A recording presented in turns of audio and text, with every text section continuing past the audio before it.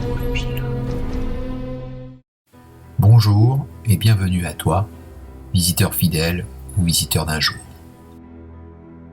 Aujourd'hui, je vais procéder au tirage des cartes et répondre à une question, à ta question. Pour cela, je vais te demander de fermer les yeux, de prendre une grande respiration et de réfléchir à la question que tu souhaites poser. Cette question ne doit pas être négative, de préférence, et peut concerner le domaine que tu souhaites. La famille, le travail, les relations, l'amour,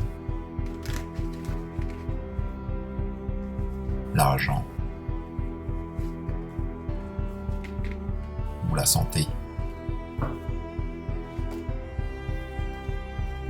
À toi de voir ce qui te pose question actuellement, ce qui te perturbe, ce que tu voudrais savoir, ou le domaine où tu souhaiterais avoir un conseil. Tu peux aussi tout simplement te laisser porter par les cartes, c'est à toi de voir. Le temps de cette réflexion, tu peux mettre la vidéo sur pause quelques instants.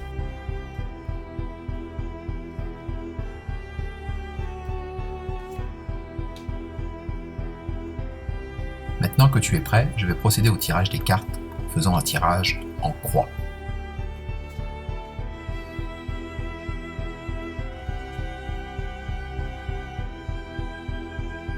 Je vais retourner la première carte qui représente dans quel état d'esprit tu te trouves.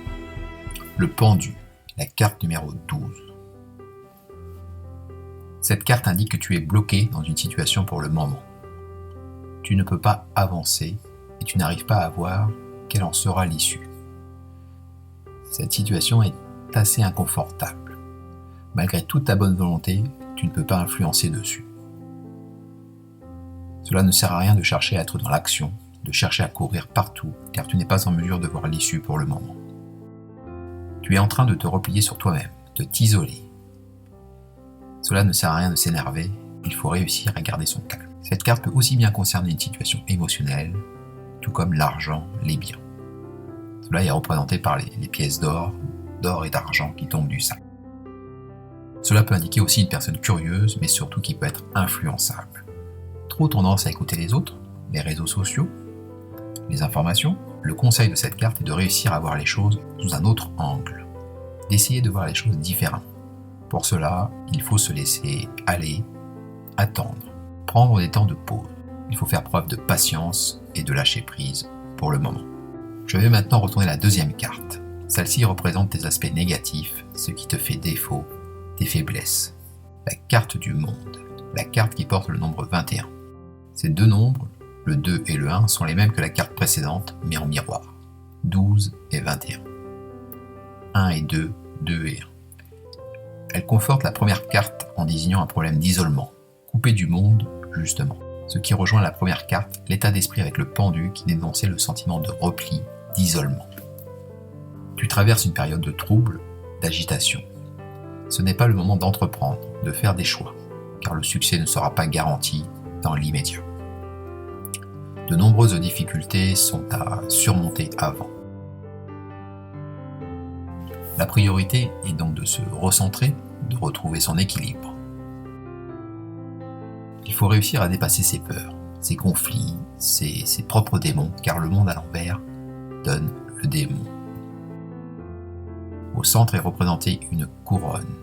La carte à cet emplacement désigne celui qui a la couronne comme celui qui porte les maux. Donc un problème de trouble qui pourrait être lié au moral, à une dépression. On a tendance à dépendre d'influences extérieures ou d'avoir des ambitions démesurées. Aussi cette carte dénonce qu'on est mal conseillé. Donc revoir notre entourage, notre proximité. En résumé, cette carte dénonce un blocage important, un problème d'équilibre qui n'est pas atteint, avec des problèmes venant de l'extérieur et surtout un repli sur soi-même. La troisième carte ensuite vient dévoiler tes points forts, tes qualités. Le battleur. Le battleur qui porte le nombre 1.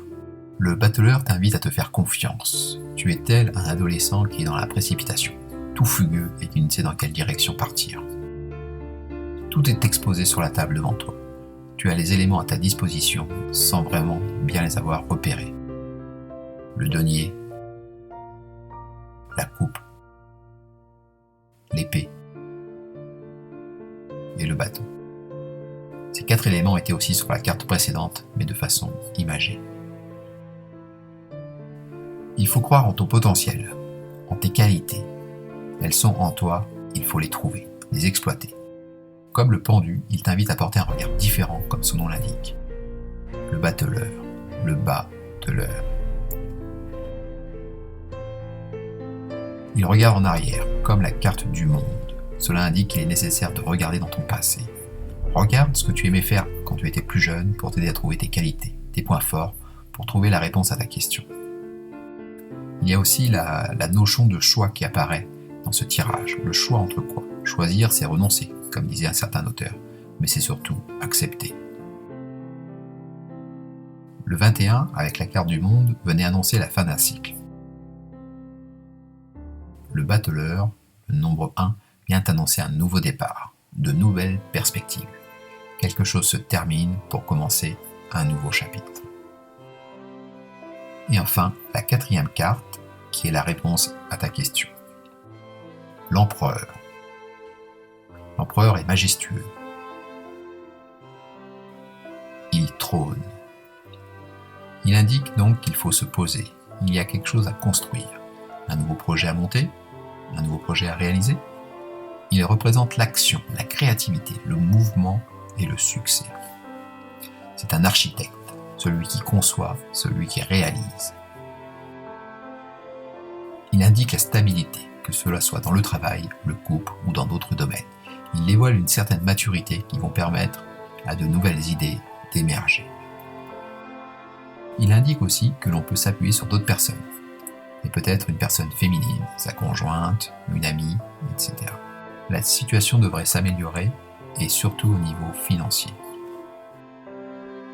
Donc en conclusion, la réponse à la question est plutôt favorable. La situation va s'arranger et même évoluer. Un nouveau cycle est en train d'émerger, de se construire. On peut remarquer que les 4 cartes sont des personnages isolés. Cela ne peut évoquer qu'un repli sur soi. Le travail à faire est sur la réalisation d'un nouveau projet, de faire le point sur ses compétences, ses atouts, ses points forts, et d'aller chercher des personnes sur lesquelles on peut s'appuyer. Tu as pu remarquer qu'il y avait une 5e carte. Cette carte est la carte supplémentaire, celle du dessous du paquet.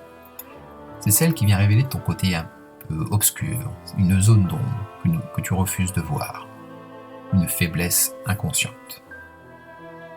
La carte du jugement, elle porte le nombre 20, comme l'année 2020, où nous avons 2 fois 20.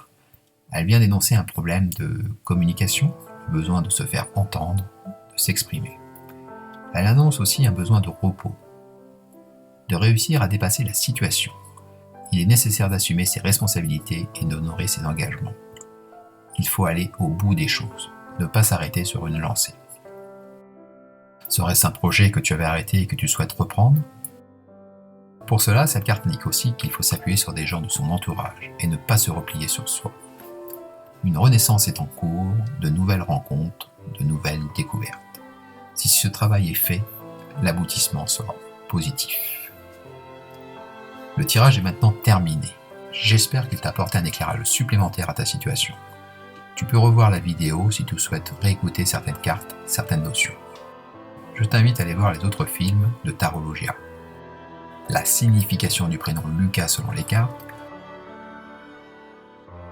le symbolisme des lettres du Covid et bien d'autres vidéos. Pour obtenir un tirage, répondre à une question ou obtenir des informations, il faut se rendre sur le site. Un petit pouce bleu ou un commentaire sont toujours les bienvenus. À bientôt pour une nouvelle vidéo.